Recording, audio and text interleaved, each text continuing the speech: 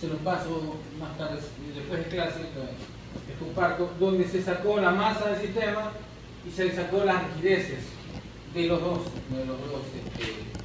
la masa norte-sur, o sea, en este sentido, la rigidez, perdón, en este sentido, y va a estar dado fundamentalmente por la rigidez de las columnas, las 4 columnas. ¿Se acuerdan del ejercicio que hicimos del puente? Así mismo va a estar dado por la rigidez de estas 4 columnas en I, ¿sí? Y nada más. Y esa rigidez norte-sur es 38.58 kicks sobre pulgada. En cambio, en el otro sentido, en el sentido corto, el sistema, primero que, si bien es cierto, las columnas tienen menos inercia, pero tienen este sistema, esto le proporciona una rigidez importante. ¿Ya? Entonces, vuelvo y repito, en el libro de Chopra está cómo sacar la rigidez. Y con estas diagonales, entonces esa rigidez, buenos días niños, es 119.6 kicks sobre pulgada. Recuerden, la rigidez está en unidades de fuerza sobre desplazamiento. Bien, entonces con esa información dada, vamos a calcular primero la frecuencia circular natural del sistema.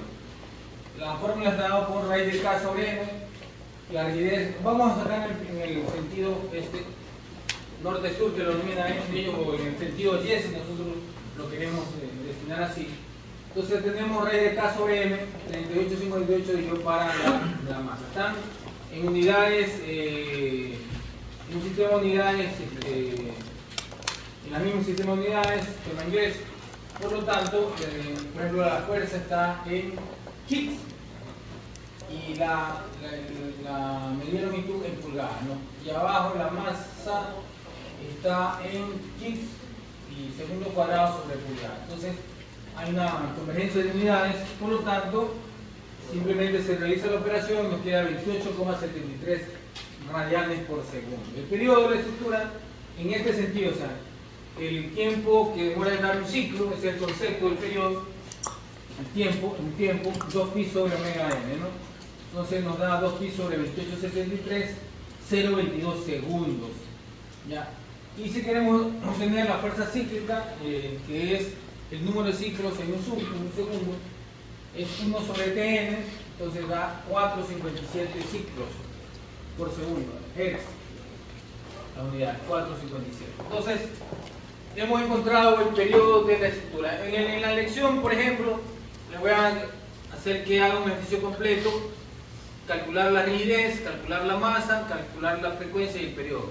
Eso ya es un tema seguro, tanto en lección como en examen. De cajón.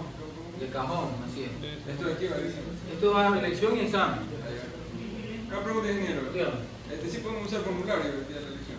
Para esto, ¿usted cree que esto se le puede quedar grabado raíz de K sobre M? Pregúntalo más. Tengo demasiadas lecciones ese día. Veamos qué dice la presidenta. ¿Dónde está la presidenta? ¿Ves? Hay otras fórmulas que sí son un poco más rápidas. Aquí somos democráticos, que hace la mano, ingeniero. Sí, aquí sí ganamos, sí. Así gana el sí. Aquí gana el sí. Necesitamos a que realmente existe. Vamos. No, no lo sé. Sigamos. Bien, entonces ahora vámonos en el otro sentido, en el sentido corto, que viendo la planta es la que tiene la menos inercia en las columnas, pero en cambio es un sentido corto en la distancia entre las dos columnas, y además tiene estos elementos de contraventeo que están aquí y allá, en las dos caras. Entonces, en ese aspecto, la rigidez es mayor, 119.6 kicks sobre pulgada. ¿Okay? Entonces, aplicamos la misma fórmula, 119.6 para la masa, da 50.64 radianes por segundo.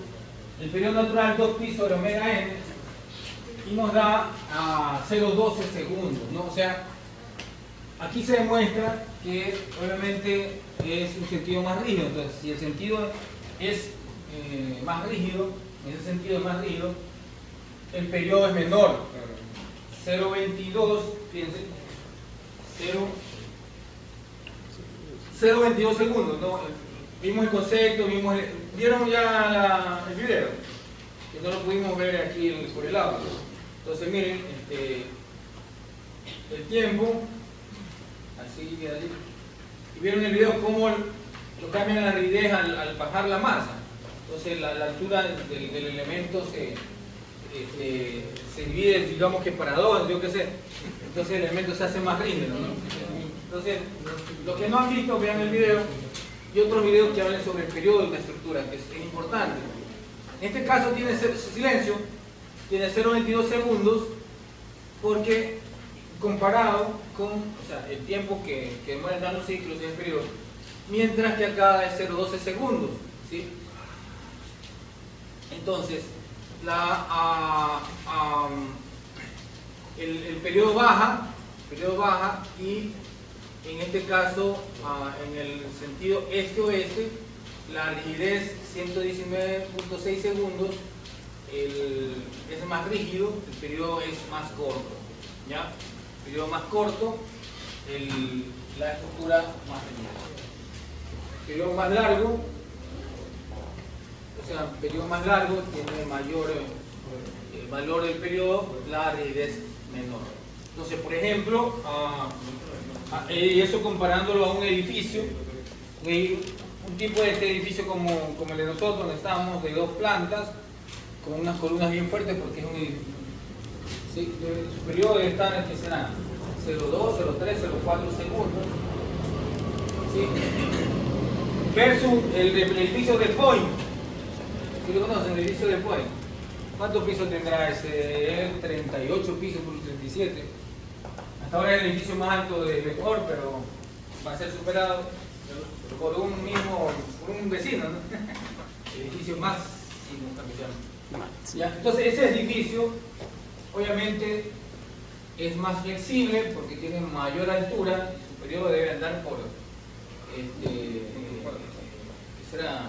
4 segundos, 3 segundos, por lo menos 3.5 segundos de periodo más alto, ¿no? Entonces, bien, entonces tenemos aquí entonces el ejemplo del periodo de la estructura. Vamos ahora al ejemplo de la vibración libre no amortiguada, calcular el periodo de este puente, ¿ya?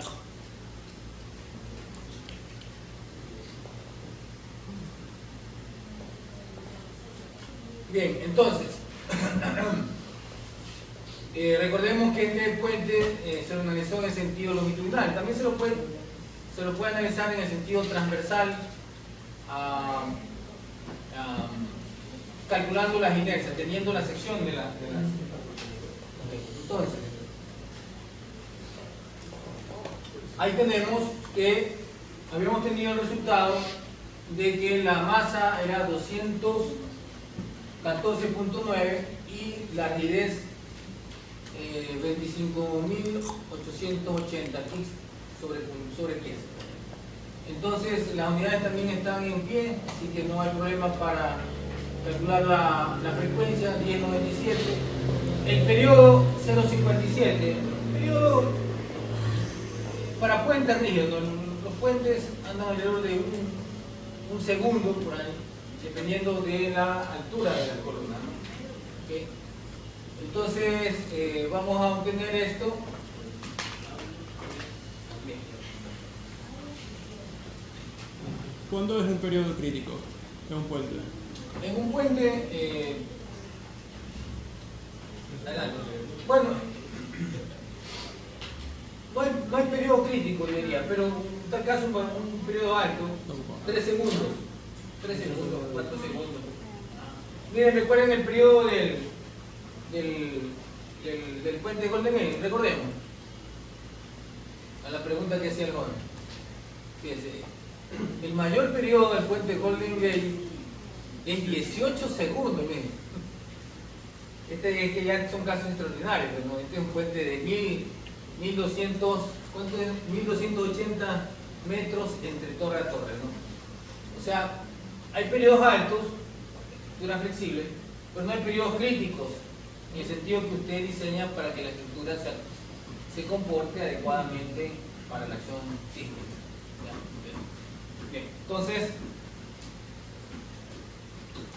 aquí tenemos el periodo de la estructura 0,5 segundos, ¿no? Y el ciclo 1,75, ¿no?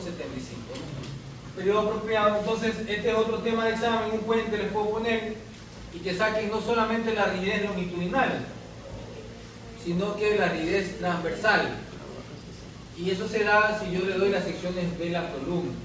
¿Ok? Bien, entonces, la rigidez, que tienen que calcular la rigidez, todo eso, ¿no? Bien, entonces con eso hemos terminado el tema de la vibración libre, tema para lección. Silencio un ratito. Entonces ahora viene el aire, el ventilador, que la mía está con calor. Prende el cobar. No vale. ¿Cómo? ¿Serio? Debe tener ahí en la conexión con el...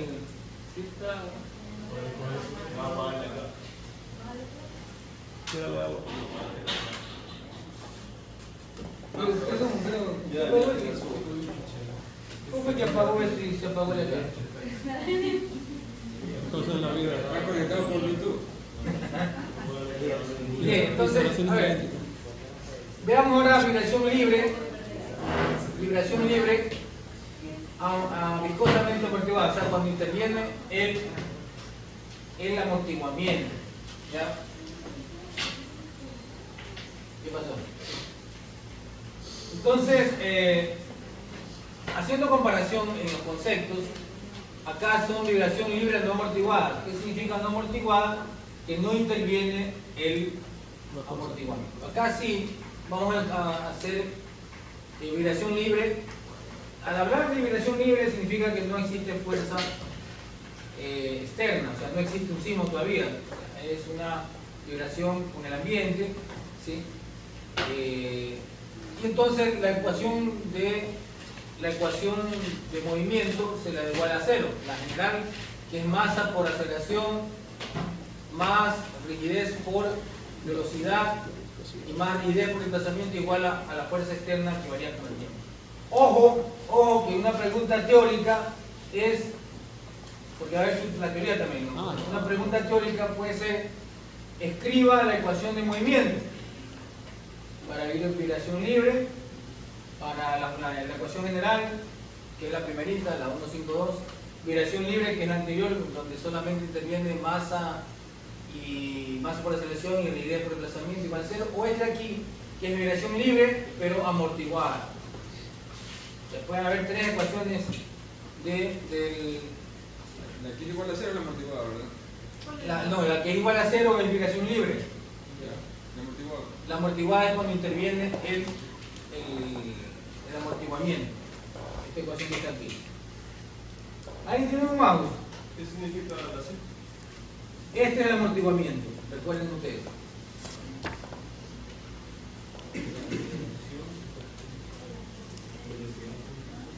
Esta es vibración libre, no amortiguada. Exactamente, no amortiguada. Esta es la básica. Con esa calculamos el periodo y vemos todos los ejercicios fundamentales de dinámica circular. Aquí y aquí ya les incorporamos este que está aquí. Este es el amortiguamiento. El amortiguamiento es la capacidad que tiene la estructura de ir disipando la respuesta ante a una acción de una fuerza que varía con el tiempo. Y eso se llama disipación. Miren, esta es la respuesta máxima de una estructura que es sometido a un sismo, por ejemplo. El sismo es una fuerza externa que varía con el tiempo. Y luego, miren cómo va bajando su respuesta. La capacidad que tiene la estructura para ir bajando esta respuesta, eso es la disipación, eso es amortiguamiento. ¿Ya? Entonces el amortiguamiento depende de las características propias de la estructura, su rigidez fundamentalmente, ¿no? Miren cómo va bajando la respuesta. Y así debe ser un comportamiento idóneo de de una estructura sismo resistente, ¿no? Cuando viene el sismo, por eso en estructuras, por eso que la materia se llama diseño sismo resistente, no hay antisísmico. Se podría decir que puede ser antisísmico aquellas estructuras que tienen aislación, que tienen abajo los aisladores sísmicos, ¿han visto eso? Sí, los aisladores sísmicos. A propósito, debo subir un video de me pasaron tenemos un grupo de la Sociedad Ecuatoriana de Ingeniería Sísmica, ¿cierto? Bien, entonces ahí está sismo resistente, ¿no? Entonces el sismo resistente tiene que moverse adecuadamente. Ya vamos a ver, ese es el tercer muy día, a ver los conceptos del diseño sismo resistente, ya para que vayamos ya a aplicarlo en el análisis. Entonces tenemos aquí entonces al desarrollar la ecuación obtenemos y hacemos por ejemplo, dividimos para la masa, obtenemos que nos queda esta ecuación 221b, que es la aceleración. Recordemos que el término aceleración, velocidad y desplazamiento no lo utilizamos con la letra A, la letra B y la letra D, sino que son todos con la letra U, 2 puntitos aceleración, 1 punto velocidad y la U solamente desplazamiento. Y nos queda esa ecuación en donde 2, ese rabito, ¿qué letra griega es? 2 sí lo llaman, yo lo he escuchado cuando me han dado las clases de dinámica estructural. Sí es una letra griega, 2 veces sí, en donde sí, si alguien tiene por ahí inteligencia de esa, no sé, lo pueden averiguar ese símbolo, cómo es la pronunciación exacta. Yo lo he escuchado así, 2 veces sí, que es el coeficiente de amortiguamiento, razón o fracción, digamos, razón o fracción, porque el coeficiente es el de la letra C mayúscula, que está arriba, la C minúscula, pero la C ese es el coeficiente de amortiguamiento. En cambio, 2 veces sí, que es como el rabito de una vaca, es razón o fracción de amortiguamiento, ¿ya?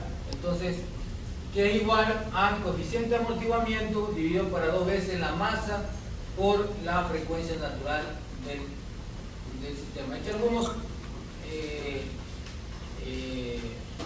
autores lo denominan como CCR, que es lo denominan amortiguamiento crítico. Bien, entonces esa es la ecuación fundamental, la 221b, en donde se incorpora por primera vez el término razón o fracción de amortiguamiento. Entonces, esa razón de amortiguamiento es el que ustedes ingresan, ¿ya?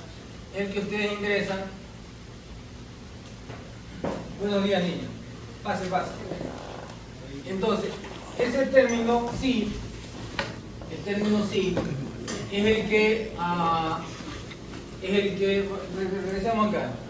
El término sí es el que ingresan ustedes en el modelo ITAPS, ¿sí?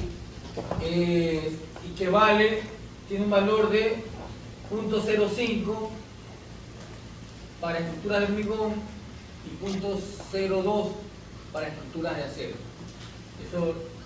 Eso lo podemos definir ya cuando hagamos el modelo, que yo mediante lo vemos dividiendo. Entonces tenemos acá, y finalmente, que este amortiguamiento crítico, reemplazando los valores de omega n, entonces nos queda que es igual a 2 veces la rigidez sobre omega n. Y aquí está, ¿no? Si es la razón o fracción de amortiguamiento crítico, entonces la constante de amortiguamiento C es una medida de energía disipada, lo que decíamos, ¿no? En un ciclo de vibración libre o en un ciclo de vibración forzada armónica. Sin embargo, la fracción de amortiguamiento es una medida que no tiene dimensión. Es una propiedad del sistema que depende también de su masa y de su rigidez. ¿Okay? Aquí hacemos un ejemplo de elementos que tienen fracción de amortiguamiento. Por ejemplo, ¿cómo debe ser una estructura para que tenga un buen comportamiento sismo resistente. Debe ser dúctil y por lo tanto con esa situación, con esa capacidad que tiene de formarse en el rango inelástico, esa es la utilidad, va disipando la acción del sismo y tiene que disiparlo adecuadamente, ¿no? Entonces, la forma de disiparlo adecuadamente es así, ¿no? La máxima respuesta irá bajando con el tiempo. Entonces, esta respuesta aquí, esta gráfica que tenemos aquí, es la respuesta idónea de un sistema sismo resistente. ¿Por qué? En algún momento del tiempo tiene su máxima respuesta, en este caso máximo desplazamiento. La respuesta puede ser desplazamiento, velocidad, oscilación. Y miren cómo va bajando, ¿no? Al siguiente ciclo ya tiene un valor menor, al siguiente ciclo otro valor menor, y así va bajando hasta que se hace cero. Entonces, eso significa que tiene un sistema, un buen amortiguamiento. Va disipando adecuadamente la energía, en este caso la acción del sismo, la energía sísmica. Entonces, y eso tiene un valor de psi, de fracción de amortiguamiento menor a 1. En este caso tiene 0,1. Siempre las estructuras que tienen una relación a fracción de amortiguamiento menor a 1 son sistemas adecuados para tener un buen comportamiento para la acción sísmica. Y miren los otros de arriba, los dos valores, los dos de arriba. El primer gráfico tiene una fracción de amortiguamiento 1, casi no disipa, o sea, ¿sí? De esta manera lo disipa bruscamente, no va de un lado a otro como debe ser. Y acá peor todavía, cae bruscamente, acá también, o sea, cuando son dos, o sea, cuando es 1 y 2, valores altos de fracción de amortiguamiento no tienen una disipación adecuada. Eso se da cuando la estructura es Demasiado demasiado rígida. rígidas, son elementos que no pueden absorber adecuadamente la acción del sismo. Entonces, aquí tenemos ahí explica lo que yo he indicado, ¿no? El comportamiento de una estructura. Como repito, por ejemplo, este valor de psi, que es la fracción del amortiguamiento, ese es un valor menor a 1 para hormigón y acero, ¿no? Bien, entonces, estas son las fórmulas de por ejemplo, en la respuesta, ya esto ya es dinámica avanzada, entonces, nada más para comentarles. Esta es la respuesta para un sistema a vibración libre amortiguable. La respuesta es muy compleja, está en función de este valor de Euler, y existe aquí una frecuencia amortiguada que está un poco desfasada con respecto a la frecuencia natural del sistema. Ahí tenemos en cambio, otras estructuras, otros ejemplos de sistemas amortiguados, ¿no? Este es armónico, el que está bien aclarado negro, y el que está acá, miren, no es amortiguado porque tiene vibración libre, no disipa la energía del sismo, se mantiene en la misma respuesta. Hay la diferencia que hay entre el omega n y el omega d en la explicación. Bien, entonces aquí existen excitaciones, luego de que hemos también en la dinámica estructural, las excitaciones, las fuerzas que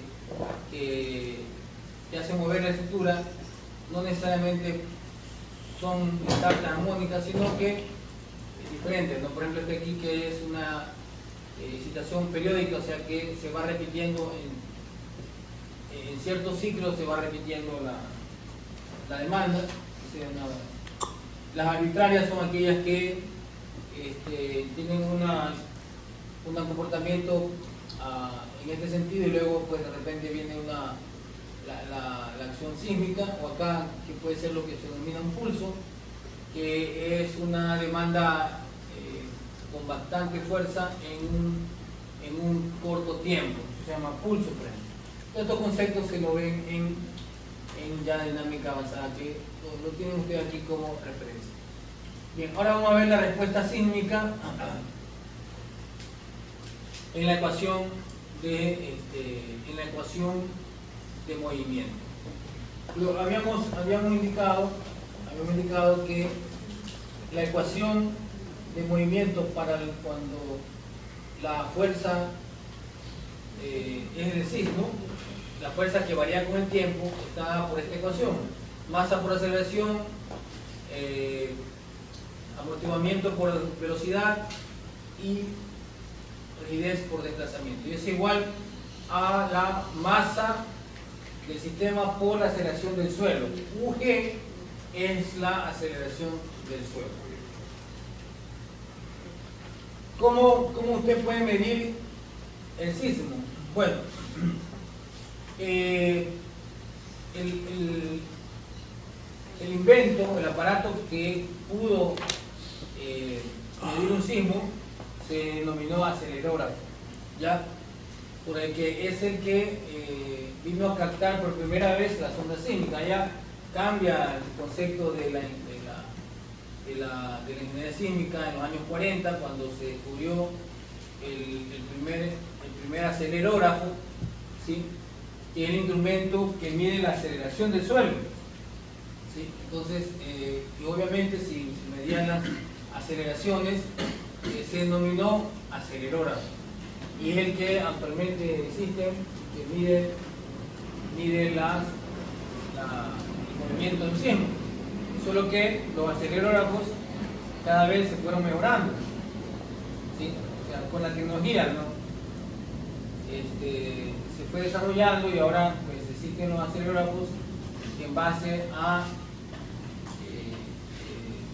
ecuaciones, pues, nos permiten medir la energía liberada, que es la que en sí es la que ahora es la con la que se mide un sismo, ¿no? La magnitud de un sismo. Entonces ahí estamos. Estos son los registros acelerógrafos. Este gráfico lo tengo que mejorar porque no están ordenados. Pero miren, los sismos tienen varios comportamientos. Vamos a hablar sobre lo que capta un acelerógrafo. Un acelerógrafo capta cómo la aceleración va variando con el tiempo en un determinado sitio, ¿ya? En nuestro país existe una red de acelerógrafos que lo maneja exclusivamente el Instituto Geofísico de la Politécnica, ¿no? Hay una ley que prohíbe que otras instituciones puedan colocar acelerógrafos, y eso es bueno y es malo. Es bueno porque el instituto, el tema de los registros sísmicos es debe tener un manejo muy serio totalmente, ¿ya? Y por eso pues se lo ha dado a una institución de prestigio como el Instituto Geofísico, pero a la vez impide que otras instituciones puedan hacer investigación a través de los acelerógrafos. Por eso es que hay muy poca investigación sísmica a nivel de peligro sísmico y todo lo que tenga que ver con esto, porque solamente es la Politécnica Nacional, y en la época en que yo hacía mis trabajos de maestría, era muy hermético en dar la información. Creo que ahora han liberado un poco más. Por ejemplo, cuando con Don Lara Montiel hacíamos trabajos, y él era la persona que manejaba una red de acelerógrafos que donaron de Europa y lo instalaron aquí en Towel.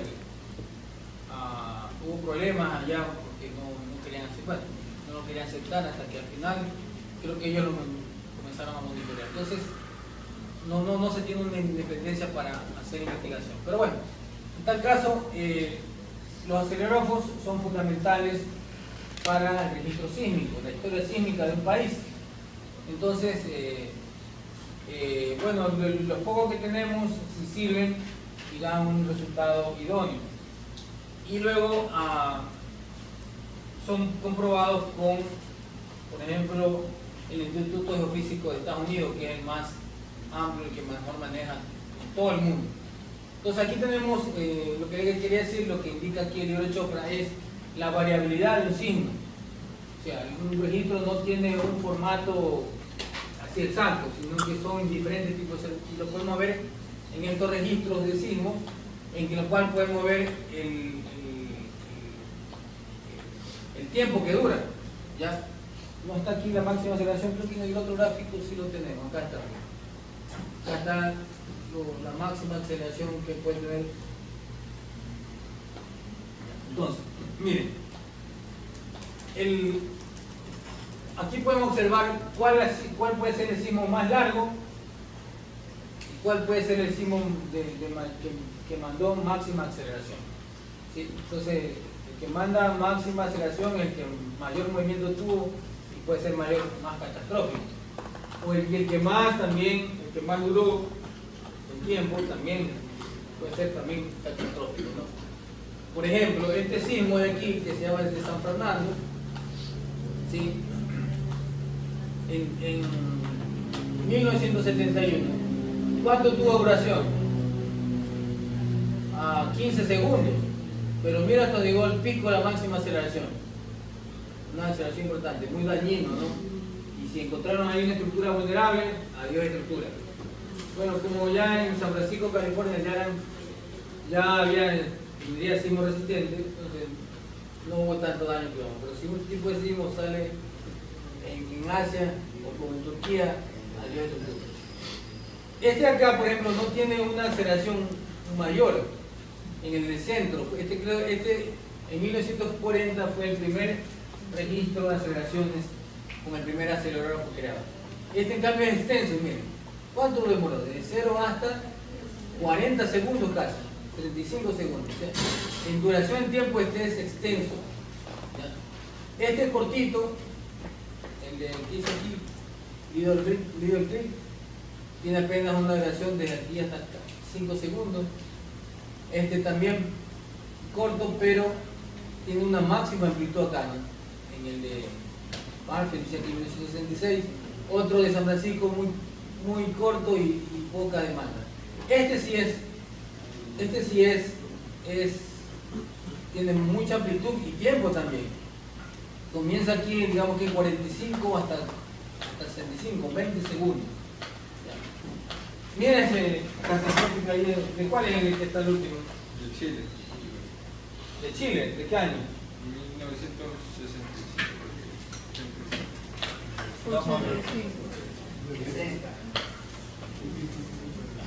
Fíjense, me apaga la. Ahí está. Sí, un ratito.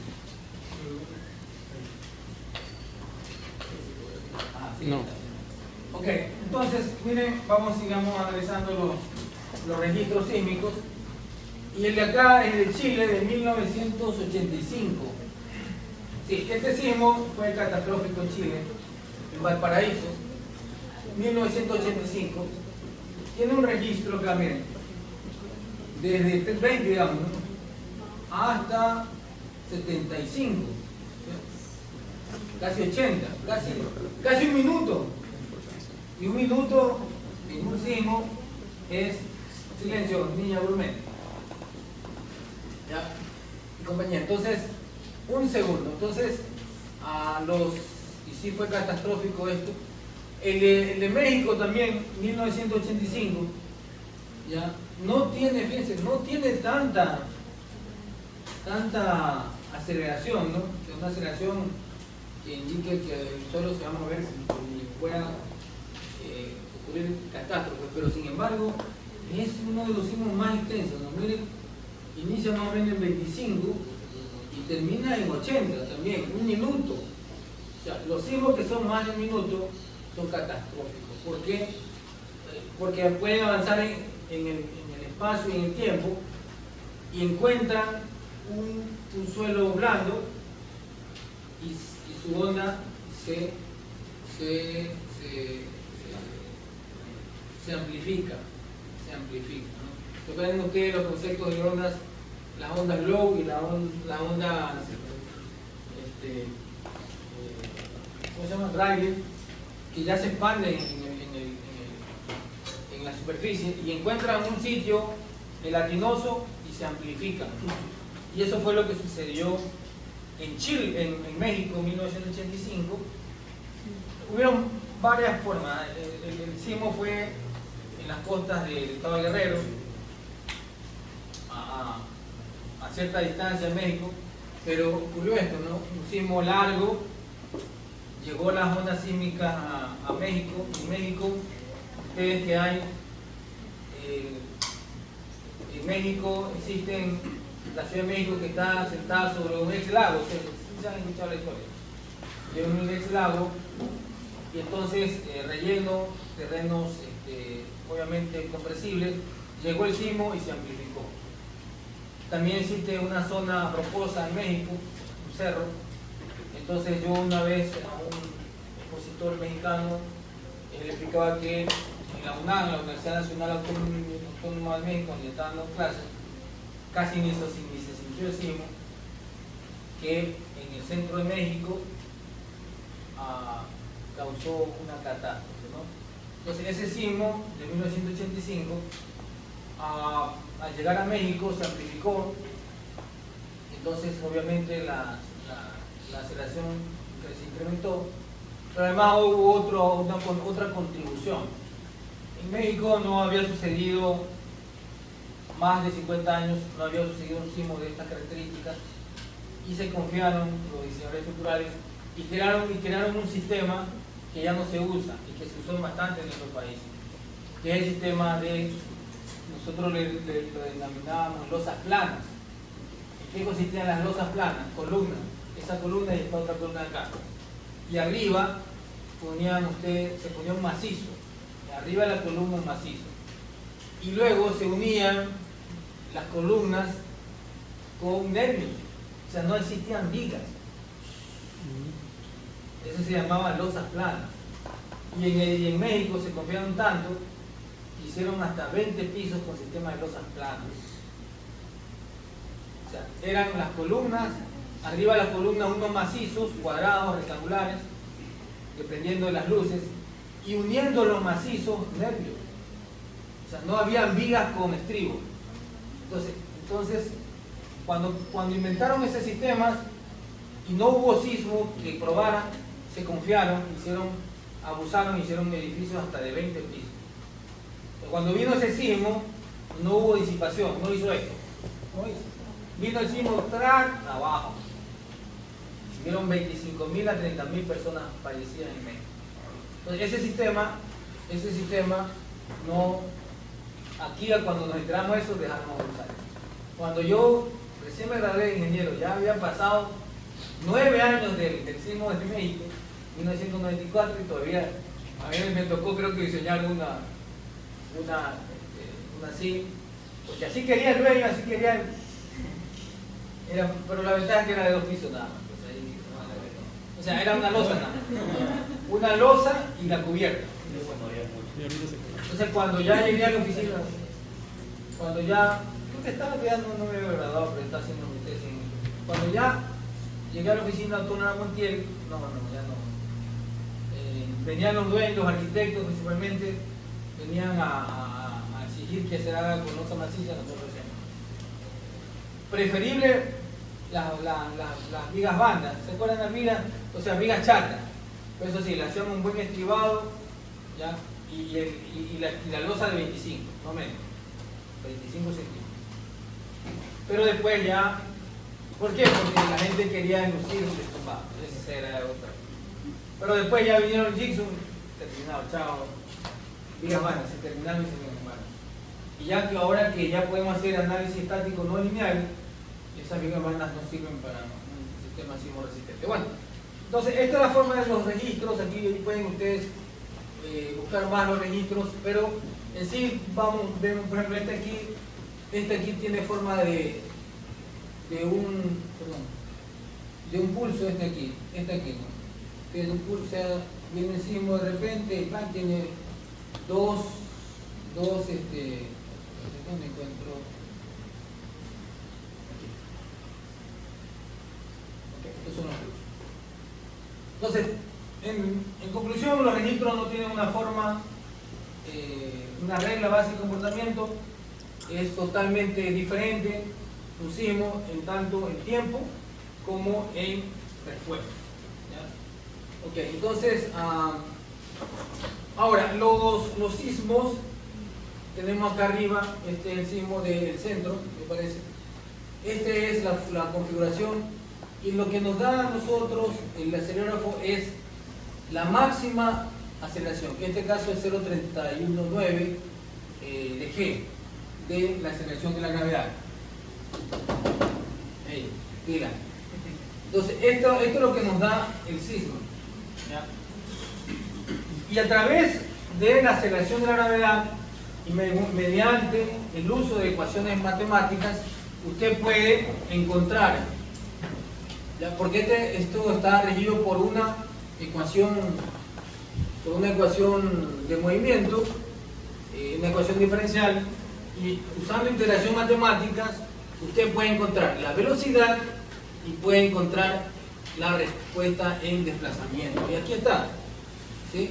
O sea, cuando ya hubo el advenimiento de las computadoras, se puede obtener ya la respuesta no solamente de aceleración, sino la respuesta del movimiento del suelo como velocidad y desplazamiento. Entonces, para el mismo registro, este es el gráfico de velocidad, y su máxima velocidad es 13.04 pulgadas sobre segundo, en un punto cercano donde está la máxima aceleración. Y asimismo, un punto cercano donde está la máxima velocidad, encontramos la máximo desplazamiento, que en este caso es 8.4 pulgadas. Todo eso con lo que denominan los ingenieros sísmicos integración matemática, a base del registro de aceleración. ¿Ya? Entonces, esa es la ecuación que domina dividiendo para M todo, la ecuación de movimiento para sí. Ahí nos quedamos un ratito, vámonos a la parte 2, y quiero llegar a la parte del espectro, porque hoy día nos toca. Bien. ¿Qué pasó? ¿Se dañó? Existen los programas de dinámica estructural en el cual usted ingresa el registro acelerográfico en un elemento básico. ¿Cuál es ese elemento básico? Una estructura de un grado de libertad. ¿Cuál es la estructura de grado de libertad? El péndulo invertido puede ser, o el carrito. ¿Ya? ¿Qué significa una estructura de un grado de libertad? Significa que solamente vamos a estudiar un movimiento, generalmente el desplazamiento lateral. Entonces, ¿cómo estudiamos la respuesta de un sistema estructural? En base al estudio de un elemento muy básico, que es el péndulo invertido, puede ser, o el carrito, que tiene una sola respuesta, que es el desplazamiento lateral. Y a ese elemento lo vamos a estudiar para establecer cómo es la respuesta de un sistema que es sometido a la acción de un sismo. Entonces, en el programa ingresamos ese acelerógrafo, entonces el elemento, la estructura se comienza a mover de un lado para otro. Esa es la respuesta. Eso es ¿por qué en la historia es la respuesta en el tiempo? ¿Ya? Y entonces, y eso solo podemos graficar. En el primer gráfico existe la respuesta, ¿sí?, de un sistema, de una estructura que tiene un periodo de 0,5 segundos, ¿sí?, digamos que se asemeja a un edificio de 5 pisos, y tiene una fracción de amortiguamiento, ración de amortiguamiento de 0.02. ¿Cuál es la estructura que tiene esta fracción de amortiguamiento? Las estructuras de acero.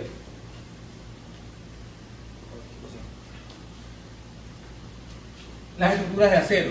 Las estructuras de acero tienen 0.02 de fracción de amortiguamiento. Y mire ahí la respuesta de esa estructura para el sismo del centro. O sea, para el centro, para el registro que nosotros vimos anteriormente, ¿sí?, se aplicó a la estructura como acción sísmica en la ecuación de movimiento y obtuvimos esa respuesta de la estructura. Ya, la respuesta en el tiempo, y eso da 2.67 pulgadas como máximo, en un punto en el cual el tiempo es, bueno, acá está, ¿no? Puede ser en 4 segundos, pues, ¿ok? Tiene 2.67 pulgadas. El de abajo es otra estructura, que en cambio tiene 1 segundo. Si queremos asemejarlo a un edificio, eso puede ser un edificio de 10 pisos, o sea, el doble de altura del anterior. ¿Ya? Y así mismo se le aplica en la ecuación de movimiento la acción sísmica del registro acelerográfico del centro, y la estructura comienza a moverse, y entonces se estudia su comportamiento a través de esta gráfica. Tiempo versus deformación. Y fíjense, obviamente, la estructura que tiene un periodo mayor, ¿sí? 1 segundo, o sea, es más flexible, ¿ya? Menos rígida, por supuesto, el mismo fracción de amortiguamiento, 0.02, pero ya es una estructura ya de mayor altura, ¿ya? Puede ser de mayor altura si hablamos de edificio. 5.97 pulgadas tiene desplazamiento en un tiempo mayor, ya estamos hablando de casi 5 segundos. En 5 segundos tuvo un desplazamiento de 5.97 pulgadas. Y finalmente, ahora analizamos otra estructura de un grado de libertad, pero que tiene un periodo de 2 segundos. Si lo hacemos un análisis de un edificio, estamos hablando de un edificio de 20 pisos, ¿ya? De 20 pisos, con la misma fracción de amortiguamiento, y tenemos aquí 7.47 pulgadas. O sea, estamos hablando de en casi 11 segundos, ¿no? Bien. A la derecha tenemos, Chopra nos habla, para poder comparar,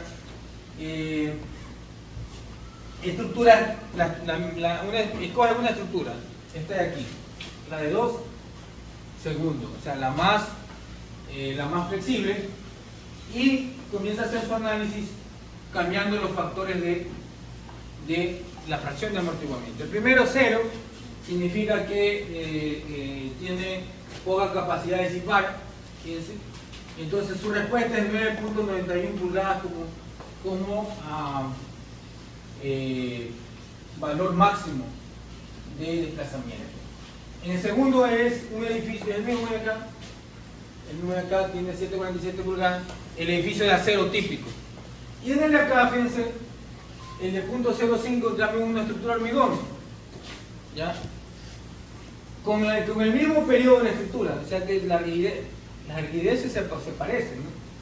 Pero sin embargo, con fracción de amortiguamiento diferente, ¿ya? Entonces la disipación es diferente, obviamente, y en cambio la máxima deformación 5.37 pulgadas. Interesante el análisis que hace Chopra, estudiando la respuesta en el tiempo de una estructura que es sometida a un sismo, en este caso el centro, ¿no? Bien, entonces eso para estudiar bien, porque esto es importante para entender bien lo que es espectro, que es lo que vamos a ver hoy día.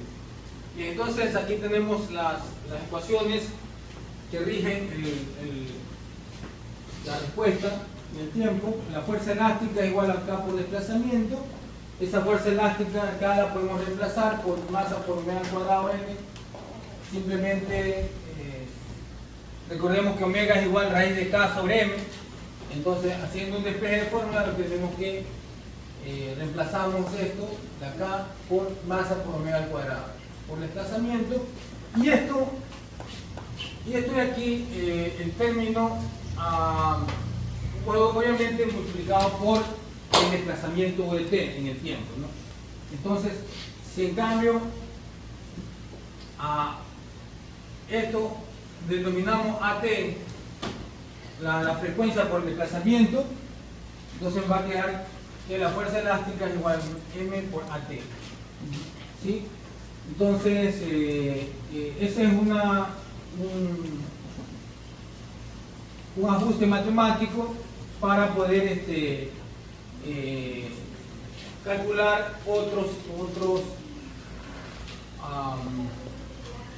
parámetros. Entonces, AT se denomina como una pseudo aceleración porque es calculada a partir del desplazamiento y la frecuencia de la estructura. Así se llama pseudoaceleración. Entonces, en base a aquello, dice, nosotros podemos calcular, ¿sí? Dice aquí, la respuesta de pseudoaceleración del sistema puede calcularse con facilidad a partir de la respuesta de deformación, ¿sí? O sea que si nosotros obtenemos la deformación de un sistema, ¿sí? Nosotros podemos calcular ahora la pseudoaceleración